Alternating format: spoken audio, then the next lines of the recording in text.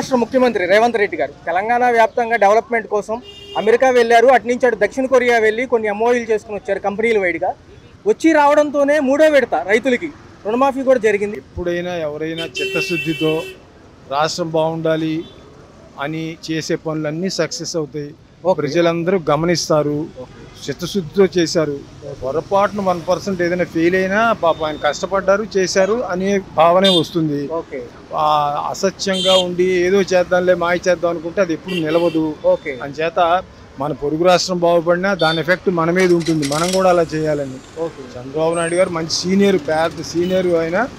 ఆయన ఏం చేసినా పిల్లల భవిష్యత్తు ఒక 15, 20 ఏళ్ళు, 50 ఏళ్ళ వరకు భవిష్యత్తు ఉండేదిగా చేస్తారు. అంత మంచి జరుగుతుందని మేము పెద్దవాళ్ళం ఎప్పుడు కూడా దుర్మార్గంగా ఆలోచించాం. నెగిటివ్ గానే పాజిటివ్గా ఆలోచిస్తాం కానీ నెగిటివ్ థాట్స్ ఉండవు. ఎవరు చేసినా మంచి జరగా రాష్ట్రం బాగుండాలి. మన ఇరుగు పొరుగు రాష్ట్రాలు మనంతా ఇప్పుడు ఆ బంగ్లాదేశ్ దెబ్బతినిపోయింది, దాని ఎఫెక్ట్ మన ఇండియా మీద పడింది. అక్కడ యుద్ధాలు జరుగుతున్నాయి, ఇండియా మీద పడింది. అట్లాగే మన పొరుగు రాష్ట్రాలన్నీ చక్కగా ఉంటే మనం బాగుంటాం. అంత బాగుండాలని కోరుకుంటాం మేము పెద్దవాళ్ళం ఎప్పుడు. అంతే, దేశాలు రాష్ట్రాలన్నీ బాగుండాలని కోరుకుంటాం. తెలంగాణ రేవంత్ రెడ్డి గారు దక్షిణ కొరియా యాత్రకి వెళ్ళారు. ఒక పక్క అమెరికా వెళ్ళడం జరిగింది. కొత్త కొత్త ఉద్యోగాలకు సంబంధించి, పెట్టుబడులకు సంబంధించి మనకి ఇక్కడ ఎలా ఉండబోతుంది సార్ రాబోయే కాలంలో? ఇప్పుడు ప్రస్తుతానికి ఇంత ముందు ఉన్న పరిపాలనకి ఇప్పటికీ సస్యశ్యామలంగా ఉంది. ఇప్పుడు అభివృద్ధి పనులు వైపు చూసేవాళ్ళు వీళ్ళు. లాస్ట్ పంచడం తప్పితే పరిపాలన ఏదైనా చెప్పుకునే దానికి ఏమి లేదు. ఈ రేవంత్ రెడ్డి గారు మన చంద్రబాబు నాయుడు గారు ఇద్దరు కాంబినేషన్లో పరిపాలన విధానం సస్యశ్యామలంగా ఉంటుందని నా యొక్క అభిప్రాయం. ఈ ఫ్యాక్టరీస్ రావట్లేదు, ఇండస్ట్రీస్ రావట్లేదు, విద్యా వ్యవస్థ, ఎడ్యుకేషన్ అవుతుంది, హెల్త్ డిపార్ట్మెంట్స్ అవుతుంది, ఏది కూడా బాగుంటుంది. అలజడులు చూసి ఉండదు, ఉన్న మాటలు లోపల ఇటాలు ఏమి ఉండవు. బాగుంటుందని పార్టీ ఫీలింగ్ తో చెప్పడం కాదు, మంచి చెడు ఆలోచించి నా యొక్క అభిప్రాయం నేను తెలియపరుస్తున్నాను. తెలుసుకున్నారు ఎంతసేపు పంచడం కాదు, మాకు బతకడానికి ఇండస్ట్రీస్ ఏర్పాటు చేసి మా పిల్లలు భవిష్యత్తు చూసేది కావాలి కానీ పంచడాలు చేయడం మాకు అవసరం లేదని ప్రజలు కూడా ఒక 50% వద్దంటున్నారు. ఈ పంచడం చేయటం అనేది వైసీపీ వాళ్ళు నేర్పించారు. ఈ ప్రజలు కూడా ఎట్ట తయారయ్యారంటే తినే చిల్లల్లో కూర్చొని బయట రాకుండా సోమరపాలు తయారయ్యారు తప్ప ఇంకేం లేదు.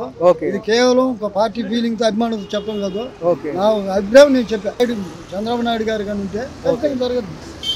ఆయన కూడా ఇలాంటి ఆయనే కాబట్టి రేవంత్ రెడ్డి గారు బాగుంటుంది. పొరుగు రాష్ట్ర ముఖ్యమంత్రి రేవంత్ రెడ్డి గారు మన దక్షిణ కొరియా వెళ్ళారు, అమెరికా వెళ్ళారు. పెట్టుబడులకి రాగానే మూడో విడత రుణమాఫీ చేశారు. మన ప్రభుత్వాలు ఏం చేయబోతున్నాయి, ఎలా ఉండబోతుంది? ప్రస్తుతం అన్న క్యాంటీన్లు పెట్టారు, బాగానే ఉంది. అదే ప్రజలకి పేద ప్రజలకి బాగా ఉపయోగపడుతుంది. వెళితే మంచిది. మంచి పద్ధతులే. తెలంగాణ ముఖ్యమంత్రి రేవంత్ రెడ్డి గారు మన దక్షిణ కొరియా వెళ్ళడం జరిగింది, అమెరికా వెళ్ళడం జరిగింది. కొత్త కొత్త కంపెనీలు, కొత్త కొత్త పెట్టుబడులు హైదరాబాదు సంబంధించిన లొకేషన్లో పెట్టడానికి ఎంఓయూలు కుదుర్చుకుని వచ్చారు. ఒక పక్క మన పరిస్థితి చూసుకుంటే ఎలా ఉండబోతుంది? ఏదైనా సరే అమరావతి పూర్తవడానికి కనీసం ఒక 5 ఏళ్ళు పడుతుంది.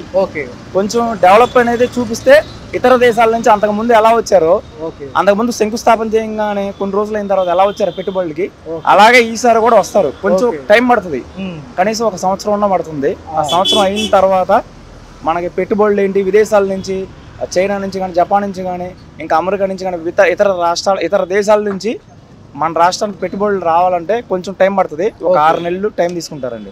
ఒక్కొక్క సెక్షన్ చేసుకుంటూ వస్తున్నారు. ఇప్పుడు పథకాలు ఉన్నాయి కదా, ఒక పక్కన పథకాలు చూసుకోవాలి, ఒక పక్కన ఉద్యోగాలు చూసుకోవాలి, ఒక పక్కన డిఎస్సి చూసుకోవాలి, ఇతర దేశాల నుంచి పెట్టుబడులు తెచ్చుకోవాలి. ఇవన్నీ చేయాలంటే కొంచెం సమయం అనేది పడుతుంది. అందరూ దానిపైనే ఉన్నారు కాబట్టి నిధులు అనేది టైంకి వస్తాయి.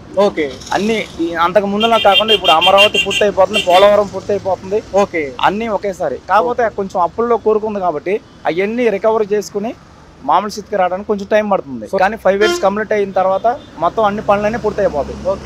మొదట్లో ఇలా ఉన్నా చివరికి వచ్చేసరికి మొత్తం అన్ని అందుకుంటాయి టైం ప్రకారం. ఇతర రాష్ట్రాల్లో ఏంటంటే ఆల్రెడీ వాళ్ళకి డెవలప్ అయిపోయినాయి కదండి. డెవలప్ అయిపోయిన దాని మీద పెట్టుబడులు పెడతానికి ఎవరైనా ముందుకు వస్తారు. కానీ ఇక్కడ పునాది అనేది లేదు కదా, పునాది లేదు కాబట్టి మనకి ఇక్కడ చేయడానికి కొంచెం సమయం పడుతుంది. చూసుకున్నట్లయితే పొరుగు రాష్ట్ర ముఖ్యమంత్రి రేవంత్ రెడ్డి గారు మొన్న అమెరికా వెళ్ళడం జరిగింది, దక్షిణ కొరియా కూడా వెళ్ళడం జరిగింది. సో ఏపీ రాష్ట్ర భవిష్యత్తు ప్రకారంగా మనకి ఎలా ఉండబోతుంది ఇక్కడ అంటే? మనకు కూడా తప్పకుండా, ఎందుకంటే కూడా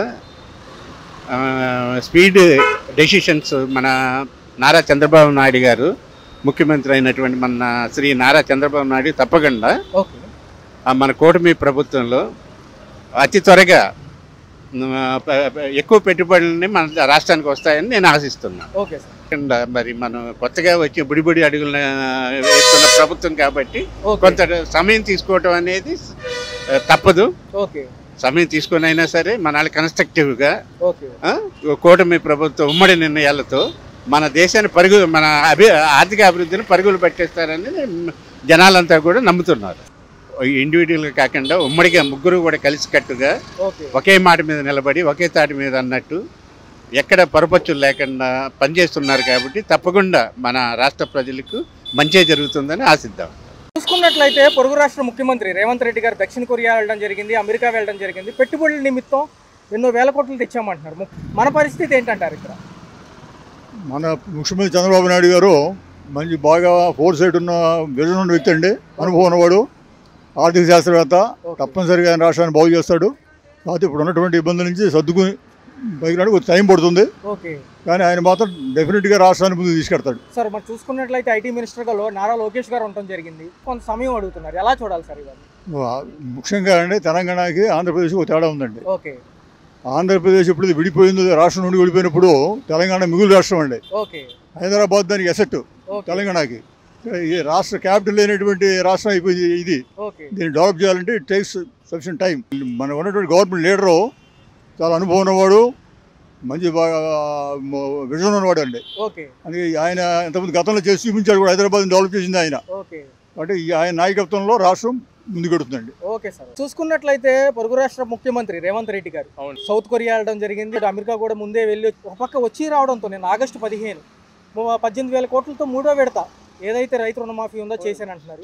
మన పరిస్థితి ఏంటి సార్? మన పరిస్థితి చంద్రబాబు నాయుడు వచ్చాడు కాబట్టి అన్ని చూసుకొని అన్ని చేస్తాడు. ఓకే, ఈ 5 సంవత్సరాలు సంకనాకించేశారు, చెప్పకూడదు. వాళ్ళకి పరిపాలన విధానం తెలియదు. అంతా బేవర్స్ బ్యాచ్లాగా వచ్చి నాశనం చేసేస్తారు, అప్పుల పాలు చేశారు. వాటిలన్నిటిని క్లియర్ చేసుకోవాలి కాబట్టి కొంచెం టైం పడుతుంది. ఇప్పుడు పుట్టగానే పరిగెట్టలేం కదా. ఇప్పటికి వచ్చి 2 నెలలు అవుతుంది. రాజధాని అవుతే అన్ని కంపెనీలు వస్తాయి. ఇప్పటికే 2-3 వచ్చినట్టున్నాయి. కంగారు లేదు. చంద్రబాబు నాయుడు గారు ఉన్నారు కాబట్టి అభివృద్ధిగా ముందు పోయటం వేస్తాడు ఆయన. లోకేష్ గారికి కూడా అనుభవం ఉంది, ఐటీ మినిస్టర్ గా అనుభవం ఉంది. ఇదివరకు అన్ని తెచ్చాడు. 5 ఏళ్ళ డెవలప్మెంట్ వైపు వెళ్తాము. ఇక నెక్స్ట్ 5 ఏళ్ళలో కూడా వీళ్ళే ఉంటారు. అంటే విద్యార్థుల భవిష్యత్తు బాగుంటుందండి. నిరుద్యోగులకి ఉద్యోగాలు వస్తాయి. చిన్న మిడిల్ ఫ్యామిలీస్ అందరూ బాగుంటారు.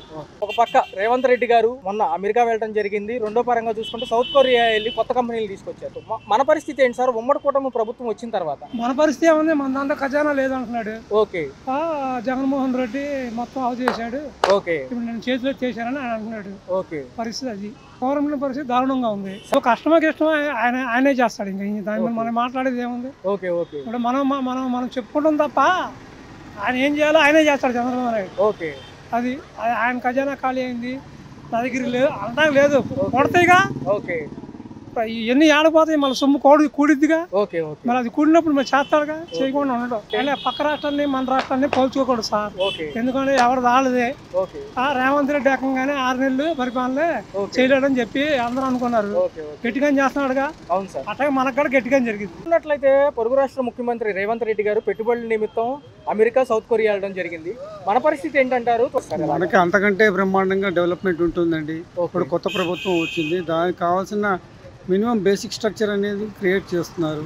ఇప్పుడు కొత్త రాజధాని కావచ్చు, లేదంటే మన స్టేట్ మొత్తం కావాల్సిన ఇన్ఫ్రాస్ట్రక్చర్ అంతా కూడా డెవలప్ చేస్తున్నారు. సో మన ముఖ్యమంత్రి గారు కూడా దానికంటే ఇంకా స్పీడ్గా వెళ్ళి అభివృద్ధికి కావాల్సిన విషయాలను చూస్తుంటారు. ఆల్రెడీ మనకి డెవలప్మెంట్ మొదలైంది కాబట్టి ఇంకా ఫర్దర్గా ఆ స్పీడ్ ఇంకా అందుకుంటారు. సమయం అడగట్లేదండి, అన్నీ పకడ్బందీగా పూర్తి చేస్తామని చెప్పారు. కానీ దానికి ప్రత్యేక సమయం అంటే తెలంగాణ రేవంత్ రెడ్డి గారు సీఎం గా ఉండడం జరిగింది. రైతు రుణమాఫీ జరిగింది 18,000 కోట్లతో. ఒక పక్క చూసుకుంటేనేమో పెట్టుబడులే ప్రథమధామంగా హైదరాబాద్ ని తీర్చిదిద్దబోతున్నారు. ఇక్కడ ఎలా ఉండబోతుంది డెవలప్మెంట్ వైడ్గా? యాక్చువల్గా తెలంగాణ గవర్నమెంట్ వాళ్ళు చేసే చాలా బాగుంది. రేవంత్ రెడ్డి గారు చాలా ఫాస్ట్గా దూసుకెళ్ళిపోతున్నారు. పాత దానికన్నా బ్రహ్మాండంగా తీసుకొస్తున్నారు. ఆయన కృషి ఆయన బ్రహ్మాండంగా చేస్తున్నారు. అలాగే మంత్రివర్గం కూడా అలాగే ఉంది, నో డౌట్ ఇన్ ఇట్. దానికన్నా ఎక్కువగా మన సీఎం గారు, మన రాష్ట్ర సీఎం గారు, ఏపీ సీఎం గారు ఆయనకున్న బ్రాండ్ ఇమేజ్తో అక్కడికంటే ఎక్కువ రావచ్చు. ఎందుకంటే ఆయన ఎక్కడికి వెళ్ళినా తీసుకొస్తారు, అదే నో డౌట్. ఓకే ఎందుకంటే గాడి తప్పిన రాష్ట్రాన్ని మళ్ళీ గాడిలో పెట్టాలంటే బఫర్ జోన్ లాగా కొంత టైం రిక్వైర్మెంట్ కావాలి. ఓకే సో దానికి అతను తన మంత్రివర్గ సహచరులకు టైం ఇస్తూ తన పని తను చేసుకుని వెళ్తున్నారు. No doubt it will be on first grade. ఎక్కువ టైం అనేది ఏం లేదు, వచ్చే పెట్టుబడులను బట్టి మన డెవలప్మెంట్ ఉంటుంది. అలాగే సంక్షేమ పథకాలు కూడా తను తీసుకొస్తారు మన రాష్ట్ర ముఖ్యమంత్రి గారు చంద్రబాబు నాయుడు గారు. నో డౌట్ దానికి సపోర్టింగ్ గా పవన్ కళ్యాణ్ గారు. Very good combination, very good combination that is. So పక్కగా డెవలప్ అవుద్ది. అలాగే జాబ్స్ కూడా బాగా వస్తాయి, especially concentrated upon this IT sector. Chandrababu Naidu గారు తన పని దానికన్నా అంటే రాష్ట్రాలకి పోటీ పడొచ్చును, కానీ ఇట్ టేక్స్ కొంచెం ఆల్టర్నేటివ్గా టైం. ఓకే అలాగే హైదరాబాద్లో అంటారా ఆల్మోస్ట్ ఆల్ ఎడ్యుకేషన్గా అన్ని విధాలుగా అది అప్పర్ హ్యాండ్లోకి వెళ్ళిపోయింది. ఎవరి వల్ల వెళ్ళింది? చంద్రబాబు లోగడ ఉన్న ముఖ్యమంత్రి గారి వల్ల అయ్యింది. అలాగే ఇది కూడా వస్తుంది, నో డౌట్ ఇన్ ఇట్.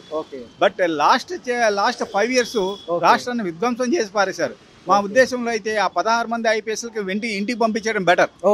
వాళ్ళు మళ్ళీ ప్రజా పరిపాలన రాకూడదు. The most corrupted flows. అది ఎప్పుడైతే ప్రజా సంక్షేమం చూసుకుంటూ ప్రగతిని చూసుకుంటూ కరప్షన్ లేకుండా చేస్తే నో డౌట్ ఏంటి వచ్చే నెక్స్ట్ ఇయర్ కూడా వాళ్ళే వస్తారని నా అభిప్రాయం. అట్లయితే పొరుగు రాష్ట్ర ముఖ్యమంత్రి రేవంత్ రెడ్డి గారు సౌత్ కొరియా వెళ్ళడం జరిగింది, అమెరికా వెళ్ళడం జరిగింది. కొత్త పెట్టుబడులకి ఆస్కారంగా హైదరాబాద్ ని డెవలప్ చేసుకుంటున్నారు. మన పరిస్థితి ఏంటంటారు? ఇక్కడేమో ఉమ్మడి కూటమి ప్రభుత్వం, ఎలా వెళ్ళబోతున్నాం ముందుకి? అంటే ఇప్పుడు వీళ్ళు టైం తీసుకోవాల్సి వస్తుంది, ఇంకొక 6 నెలలన్నా. ఓకే 6 నెలలు టైం తీసుకున్న తర్వాత వీళ్ళు ఫాలో అయితే పర్లేదు. వాళ్ళకి 1 year అయిపోయింది. 1 year అయిపోయింది. రెండోది కంబైన్డ్గా ఉన్నప్పుడు వీళ్ళు అక్కడ ఎక్కువ డెవలప్ చేశారు. రెండోది కూడా ఆ ఏరియా కూడా డెవలప్ చేయాలంటే కొంచెం కష్టమే. అందువలన కనీసం 2 ఏళ్ళ తర్వాత దీన్ని ప్రొటెక్ట్ చేస్తే మాత్రం బాగుంటుంది. ఇప్పుడు ఏయన్నా ఈ ఇన్ఫ్రాస్ట్రక్చర్ అంటారు కదా, ఆ ప్లేస్ ఉండాలి. ఆ ప్లేస్ ఉంటేనే కానీ వాళ్ళు చేయలేరు, లేదు వచ్చే వాళ్ళు చేయలేరు. అందువల్ల మనం కూడా కొంచెం వేచి చూడాల్సిందే. Okay sir.